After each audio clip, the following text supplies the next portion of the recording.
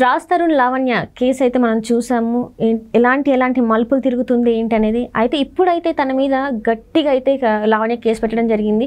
అయితే ఇప్పుడు తను లీగల్గా అంటే కోర్టుకు వెళ్ళి తను ఈ కేసుని ఎదుర్కొంటారా, లేకపోతే కోర్టు బయట తను ఈ కేసుని ఒక ఒప్పందం చేసుకొని దీన్ని ముగించుకుంటారా ఏంటి అనేది మనకి వివరించడానికి మనతో పాటు ఉన్నారు ప్రముఖ సినీ క్రిటిక్ యజ్ఞమూర్తి గారు.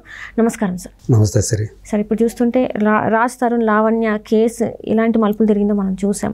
అయితే ఇప్పుడు మరి చట్టబద్ధంగా రాజ్ తరుణ్ ఆ కేసుని ఎదుర్కొని అంటే కోర్టులో పోరాడతారంటారా, లేకపోతే కోర్టు బయట ఈ కేసుని ఒక కొలికి తెచ్చే అవకాశం ఉందంటారా? ప్రాథమికంగా రాజ్ తరుణ్ ఒక యాక్టర్, పైగా తన చేతిలో ఇప్పుడు సినిమాలు కూడా ఉన్నాయి. అందులో తిరగబడరా స్వామి అని చెప్పేసి అది యాక్చువల్గా జూలై 12 రిలీజ్ కావాల్సినటువంటి సినిమా. ఇప్పుడు ఈ కేసుల్లో ఉండి దీనివల్ల బయటికి రాలేని స్థితిలో ఆ సినిమా ప్రమోషన్స్ కూడా రాలేని పరిస్థితిలోకి పడ్డారు.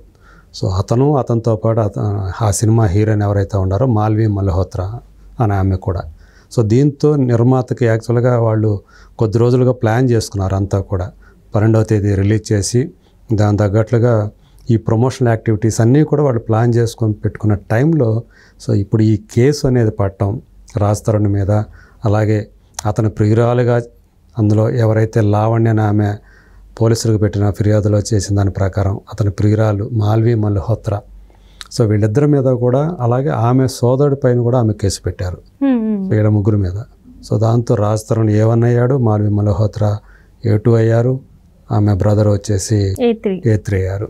సో ఇప్పుడు మీరు అడిగిన దానికి ఏదైతే ఉందో, తను సినిమా యాక్టర్ కాబట్టి ఈ కోర్టులు ఇవన్నీ చూసుకుంటే దీనికి తిరగటానికి టైం కావాల్సి వస్తుంది, కోర్టు వాయిదాలకు వెళ్ళాల్సి ఉంటుంది.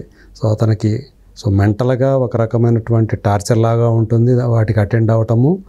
పైగా ఇప్పుడు కనుక రిమాండ్ కనుక విధిస్తే కనుక, ఎందుకంటే అందులో ఒక నాన్ బెయిలబుల్ సెక్షన్ కూడా ఉంది కాబట్టి 493 మోసపూరితంగా తనని వంచించి పెళ్లి చేసుకుంటా అని చెప్పేసి వంచాడనేది ఆ కేసు కూడా ఉంది కాబట్టి, సో దాని మీద రిమాండ్ విధిస్తే మళ్ళీ జైల్లో గడపాల్సిన పరిస్థితి ఏర్పడుతుంది.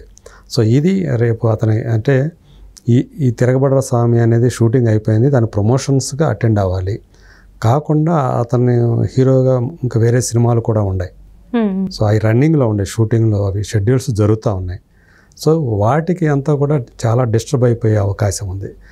దానివల్ల అతను తోటి సినిమాలు తీసేవాళ్ళు, నిర్మాతలు కొంచెం ఇబ్బందులు పడతారు. ఫ్యూచర్లో కూడా అతనితో సినిమాలు తీయడానికి నిర్మాతలు వెనకాడే పరిస్థితి కూడా వస్తుంది. సో కాబట్టి అతను ఇప్పుడు నేను అనుకోవటం అంటే నేను ఈ విషయాన్ని చట్టబద్ధంగానే ఎదుర్కొంటానని చెప్పినప్పటికీ కూడా మీడియా ముందు బహుశా అతనికి నేను అనుకోవటం అతని లాయర్లు ఇచ్చే సలహా కోర్టు బయట దీన్ని పరిష్కరించుకుంటే బెటరు అని చెప్పేసి ఇచ్చే అవకాశం ఉందని నేను అనుకుంటున్నాను. ఎందుకంటే కోర్టు బయట కనుక ఈ విషయాన్ని సెటిల్ చేసేసుకొని ఒక ఒప్పందం చేసుకుంటే లావణ్య న్యాయంతోటి అతనికి కెరీర్కి కూడా ఢోకా ఉండదు. రేపు ఈ సినిమా ప్రమోషన్స్ కానివ్వండి, రేపు ఆల్రెడీ షూటింగ్లు జరుగుతున్న సినిమాలకి వాటికి షెడ్యూల్స్ కానీ ఇబ్బంది కలగకుండా ఉండే అవకాశం ఉంది. బట్ మరి దీనికి లావణ్య ఎంతవరకు ఒప్పుకుంటారనేది కూడా మనం ఇక్కడ ఆలోచించాలి. అంటే ఇప్పుడు లావణ్య ఏమడుగుతుందంటే సార్, నాకు రాజ్ తరుణ్ కావాలి అని అడుగుతుంది కదా సార్. మరి రాజ్ తరుణ్ కావాలంటే తనని పెళ్లి చేసుకోవాలంటే ఆల్రెడీ గతంలో పెళ్ళయింది, గుళ్ళో పెళ్ళయింది అని చెప్పింది.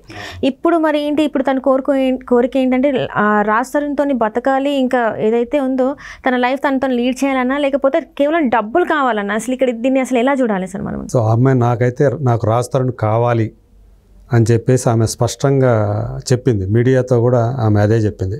కానీ రాజ్ తరుణ్ ఇప్పుడు మానసికంగా సిద్ధంగా ఉన్నాడా మనం ఆలోచించాలి. సో ఆమె ఇప్పుడు ఏదైతే తనకు అన్యాయం జరిగిందని చెప్పి అతని మీద కేసు పెట్టిందో, ఇంత రాద్ధాంతం జరిగిన తర్వాత సో వాళ్ళిద్దరి మధ్య కూడా రేపు సామరస్యంగా కలిసి జీవించే అవకాశం ఉంటుందా అనేది కూడా మనం ఆలోచించాలి. సో అతను సఫర్ అయ్యాడు, ఆమె సఫర్ అవుతూ ఉంది ప్రజెంటు.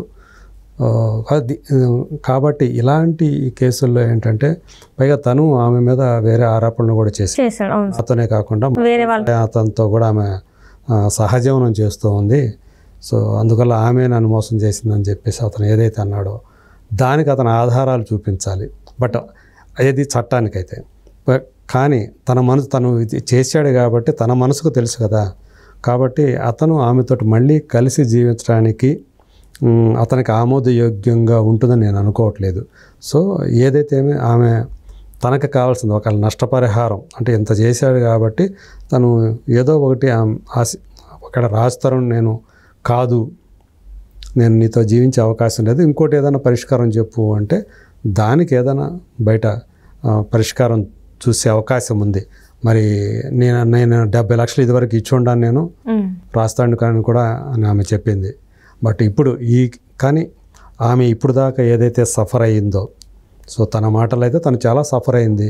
ఇంతకాలం అతనితో కలిసి ఎంత 1 కోటి, 2 కోట్ల, 5 కోట్ల, 10 కోట్ల.